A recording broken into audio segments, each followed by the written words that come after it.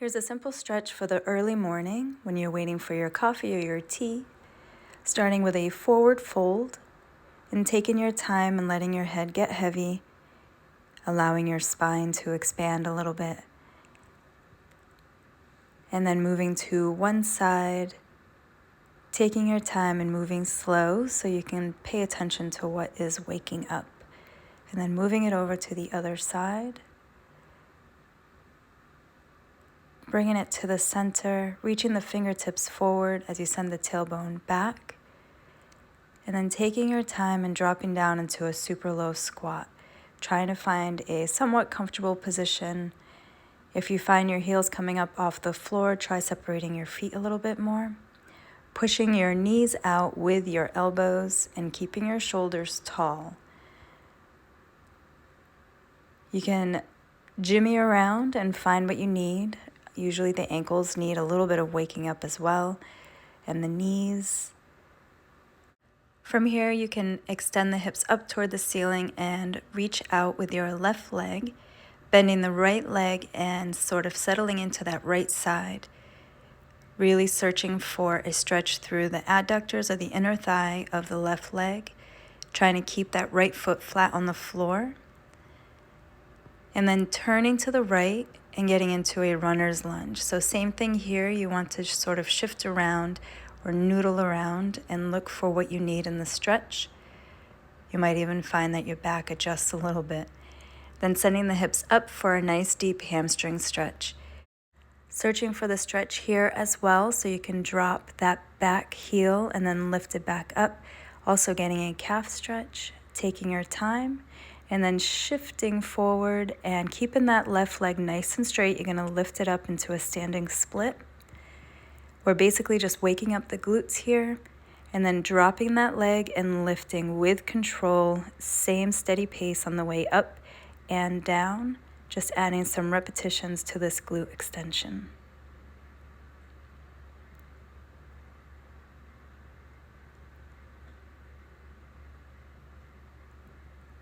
And then you're gonna send it back down into a nice low runner's lunge.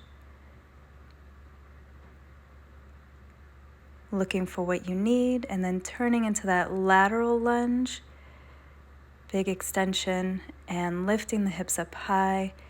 Nice stretch through the center with your legs wide, and then shifting over to the left, keeping the right leg nice and straight and doing the same thing here. Looking for the stretch, you can kind of noodle around or stay static if that's what feels best.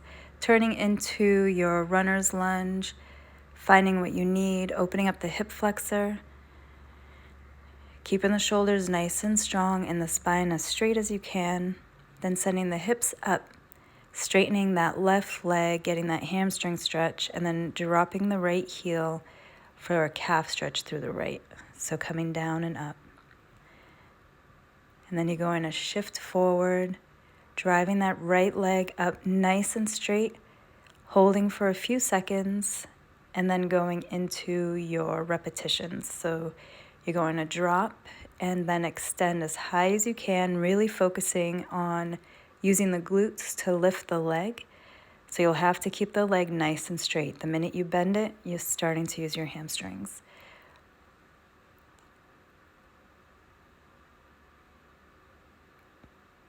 And from here, you're going to drop back down into a nice low runner's lunge, taking your time here as long as you need, and then turning it around so that you're back into your lateral lunge. And now that you've opened up the hips, we're going to come up and shift from side to side into that lateral lunge or lateral squat, and just taking your time and dropping the hips as much as you can, pushing that knee out laterally, trying to keep that foot nice and flat. The slower you go, the more range you'll find. So really pushing the floor away, coming up nice and tall, and then shifting into that next hip.